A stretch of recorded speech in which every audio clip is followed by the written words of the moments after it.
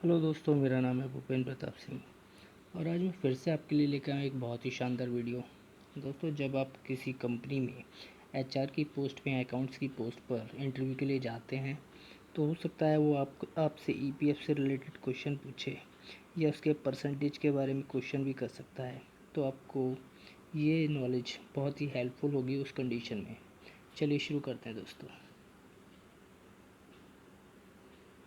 दोस्तों, एम्प्लॉई जो कि जॉब करता है उसे टोटल 24% ईपीएफ की अमाउंट प्राप्त होती है, जिसमें से कि 12% अमाउंट उसकी सैलरी से डिडक्ट होती है और 12% अमाउंट कंपनी का एम्प्लॉयर जो होता है, यानी कि जो कंपनी का ओनर होता है, वो पे करता है। जो अमाउंट 12% एम्प्लॉयर पे करता है उसमें से 3.67% अमाउंट ईपीएफ अकाउंट में जाती है और बाकी की 8.33% अमाउंट पेंशन में जमा होती है।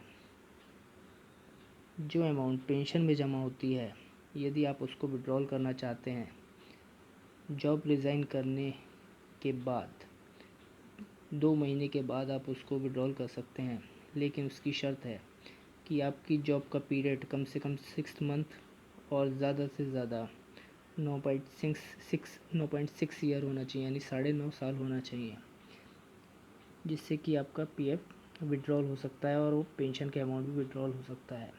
यदि आपका मैक्सिमम पीरियड 9.5 साल से ज़्यादा 10 साल हो गया है या उससे भी ऊपर हो गया तो वो आपकी अमाउंट केवल उसी कंडीशन में आपको मिलेगी जब आपका रिटायरमेंट होगा। यदि आपने 10 साल के बाद जॉब से रिज़ाइन कर दिया तो वो अमाउंट आपको प्राप्त नहीं होगी। दोस्तों, सैलरी से जो पीएफ डिडक्ट होता है वो 1800 रुपये से ज़्यादा डिडक्ट नहीं हो सकता। यदि आपकी सैलरी से 1800 रुपये डिडक्ट हो रहे हैं तो उतना ही अमाउंट यानी कि 1800 रुपये एम्प्लॉयर भी आपको पे करेगा, यानी कि टोटल आपके पीएफ अकाउंट में 3600 रुपये डिपॉजिट होंगे। अब बात करते हैं पीएफ विड्रॉल की। अभी की गवर्नमेंट ने पीएफ विड्रॉल करना बहुत ही ईजी कर दिया है। आप इजीली अपने सेल फ़ोन से भी अपना पीएफ विड्रॉल कर सकते हैं। आप अपने मोबाइल पर उमंग ऐप डाउनलोड कीजिए और उसमें ईपीएफ की वेबसाइट पे जाइए।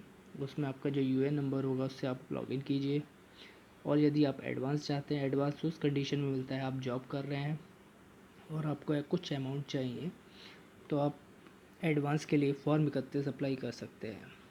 फॉर्म 31 अप्लाई करने के लिए आपके पास चेक बुक होनी चाहिए या फिर पासबुक होनी चाहिए। इनमें से कुछ भी एक कॉपी आपको स्क्रीनशॉट लेके अपलोड करनी होती है। बाकी जो भी डिटेल उसमें मांगते हैं वो सब उसमें फिल करनी होती है। इसके अलावा अगर आपने जॉब से रिज़ाइन कर दिया है तो मिनिमम 2 महीने के बाद आप पीएफ विड्रॉल के लिए अप्लाई कर सकते हैं। तो पहले आपको फॉर्म 19 फिल करना पड़ेगा। फॉर्म 19 फिल करने पर आपको 12% प्लस 3.67% जो भी पीएफ बनता है वो आपको मिल जाएगा, यानी कि 12% प्लस 3.6%, ये दोनों जोड़ के जो परसेंट आपका पीएफ जितना बैठ रहा है वो अमाउंट आपको मिल जाएगा कुछ ही दिनों में आपके खाते में। जो आपने बैंक डिटेल प्रोवाइड किए उसमें आ जाएगा और उसके बाद जब आपका ये अमाउंट आ जाता है उसके कुछ दिनों बाद आप फॉर्म 10C अप्लाई करेंगे, जिससे जो आपका अकाउंट से 8.33% पीएफ पेंशन में जमा होता था वो आप विड्रॉल कर सकते हो by form 10C। Form 10C केवल उसी कंडीशन में विड्रॉल होगा यदि आपने मिनिमम 6 महीने से ज़्यादा जॉब की होगी। अगर आपकी जॉब 6 मंथ से कम है तो आप फॉर्म 10C अप्लाई नहीं कर सकते और आपको पेंशन की अमाउंट नहीं मिलेगी। और ऐसे ही अगर आपने 10 साल से ज़्यादा जॉब की है और उसके बाद आप रिज़ाइन करते हैं, उस कंडीशन में भी आपको 10C की अमाउंट यानी कि पेंशन की अमाउंट नहीं प्राप्त होगी। और अगर आप 10 ईयर से ज़्यादा जॉब करते रहते हैं, कंटिन्यू करते रहते हैं, रिटायरमेंट होने पर आपको पेंशन की अमाउंट पर मंथ प्राप्त होगी।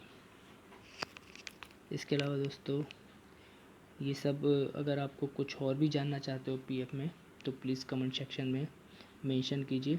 कैसा लगा दोस्तों आज का वीडियो, प्लीज़ लाइक शेयर और कमेंट ज़रूर कीजिए। ओके दोस्तों, बाय दोस्तों।